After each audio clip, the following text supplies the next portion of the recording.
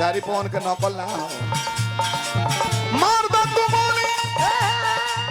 बोली दो तू बोली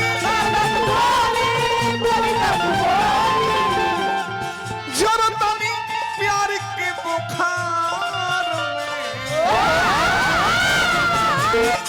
जरा तनी प्यार के बुखार में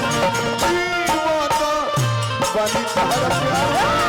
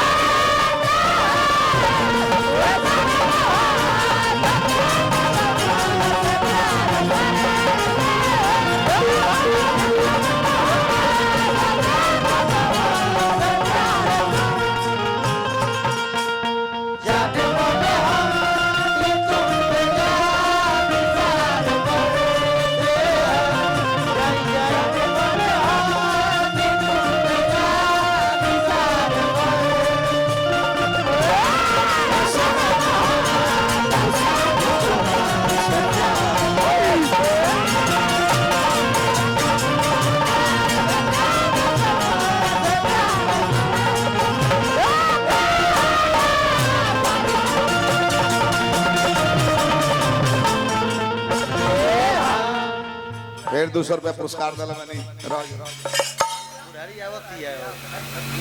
ऐसा लयदार गांव अपना जिला में हम ना देख रहे ना ना शुरुआत में 2-4 हजार पर गई लोग बादो पर रहो। हाँ बस बड़की नोट अपना अपना जिला में ना मिलेला बोने खातिर के बोनो कहीं के हाँ तब का एगो रीठ के टोला मिलेला तो ज्यादा अतिथि लोग वाला गांव को लोग देता हाँ रीठ के टोला अतिथि लोग आवेला कमेटी रहेगी ए जे गांव के लोग बड़की बड़की नोट हते हते ना तो एगो यहाँ के सढ़वाना गांव गोरने गुठुनी रात भर गौनी 30 गो हमारा पर रहे यहाँ के 38 गो यहाँ 38 गो सिवान बाबा चाहे नहीं पिया हम बाबा राउर जिला है पियाई छूट पड़ल बा हम कहते तो हमरो ले ली बगा पानी काहे ले ली पानी 38 गो और बानू हां मैं हमार 30 गो बानू इहो ले ली 30 गो 38 गो जोड़ दे 68 गो हो जाए लेके चल जाए हार्दिक प्रणाम करते हैं भगवान जवार के बनौले रही नगर आबाद रहो ये शुभकामना करो भगवान जी की कृपा बनो रहे प्रशंसा करता रहे कि लली लली उठावा सुएला ललैया कतना ले गोरी गोरी दिल से बोला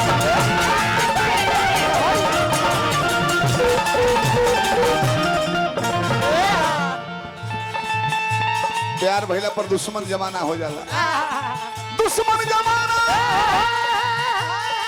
भइल बा एही में करेलू तकरार तू बेकार में करेलू तकरार तू बेकार में बनी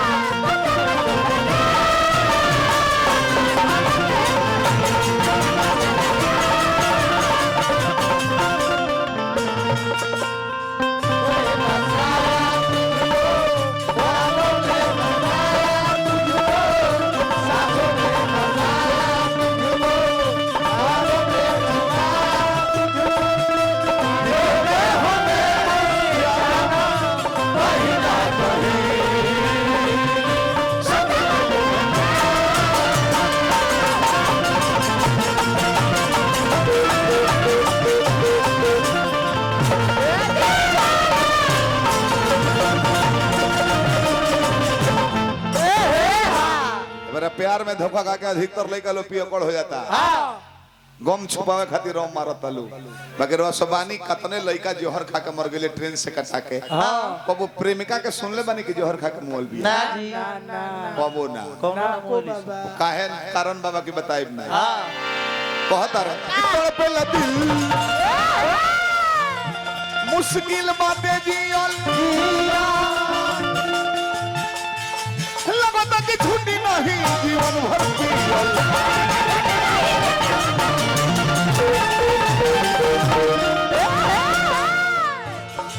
हर पल हर क्षण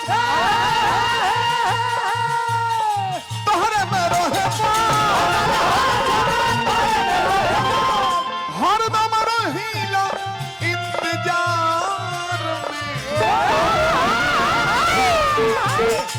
हर दम रहीला इंतजार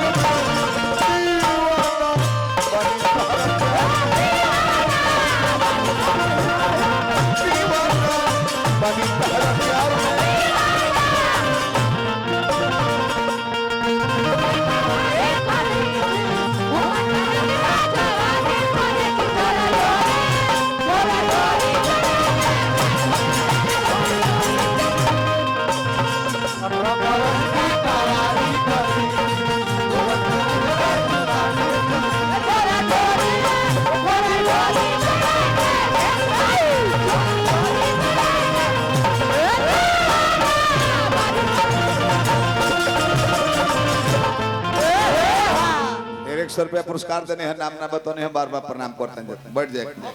हमारा अश्लील कहा भैया ढके हुए अंग का नाम रखना अश्लीलता है तुलसीदास जी सीता जी के वर्णन बॉडी के कोइले बड़े वेद व्यास जी द्रौपदी के वर्णन रुक्मिणी के वर्णन कोइले बड़े उस श्रृंगार रस में आवेला हम अश्लील कोनो बात कहे तो ऑब्जेक्शन करब कि है अश्लील भई रो अपना मुंह से कहो यहां के गोइनी ससुरारी अपना भैया के अच्छा साली भेटैली रामापति भई अच्छा वो पूछले कि जीजा जी आपका उम्र तो यहाँ को अंग्रेजी बोलता कि 20 और आपका उम्र तो सलिया कहता कि मेरा भी 20 तो कलाकार जानते बनी यहाँ कहता नहीं हमरो 20 तो हरो 20 मैच खेलल जा तो कहले कि 2-4 दिन रुक जाई बारिश की वजह से पिच गीला बा बैड भरा जाए कपड़ो लेटा एमे अश्लील कहां पर वो बताई पीछ पने आइल बा बारिश झीसी पड़ता बॉल ले भरा जाई अब बैटू में पाक लग जाई एमे अश्लील कहां पर वो तने अपना मुंह से कौन का अश्लील कहां हां बताई बाबा सोचे बाउर से बाउर बात कह दे बाकी मैं केहू अंगुरी ना उठे के गलती बा एगो फौजी घरे आइल ले मेहरारू से कहल के डर लेंगे इधर आओ इधर अरे चल ना लेकिन नहीं बुखार लगा है अरे बुखार सुनो 3 साल पर आइल बनी मैंने आवो हम गरमा गइले फौजी हटो अलग व्यवस्था करो अपना सोने का जो अलगा सुध गइले फौजी में न कल ही बड़बड़ाता रहे हीरोइन बन रही है सुंदरता पे घमंड हो गया है मैं फौजी हूँ देश की रक्षा करता हूँ इन हाथों ने हथियार छोड़ा है नहीं भूला है तुरंत फायरिंग कोई थाई थाई गड़ गड़ गड़ गड़ गोली में तो अश्लील रहुआ बताओ कि हम कौन अश्लील बात बोल गोली अंतिम पद गीत का कि जमन जमन कहबू आए हो तवन तवन करो हरिंदा तोहरे पर नियम गोरी तोहरे पर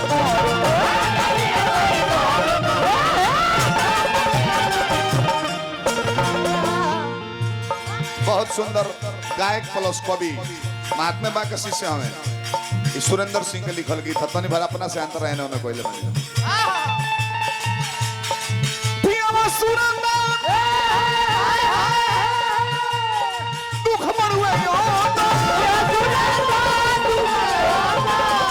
पर्वत बमन रहिया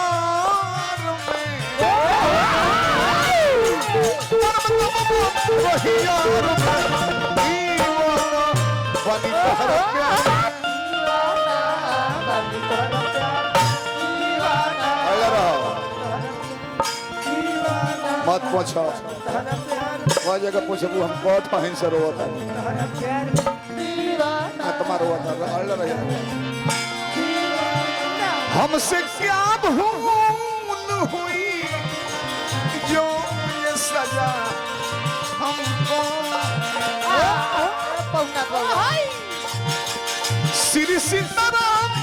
बोला मनवा राधे राधे श्याम बोला श्री सीताराम बोला मनवा राधे राधे श्याम बोला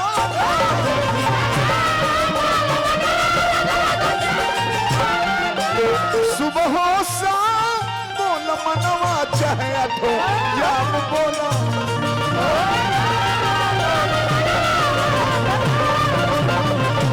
श्री सीताराम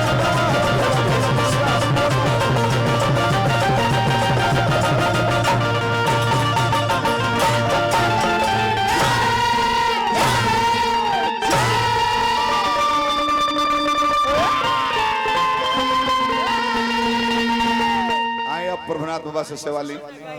लागी बाबा अब आई सन गाई सुन फुहर मुक्त गावे के बा हेलो बैठा सन प्रभुनाथ भैया कहाँ बनी दे मतलब के बात दे तनी कहाँ बनी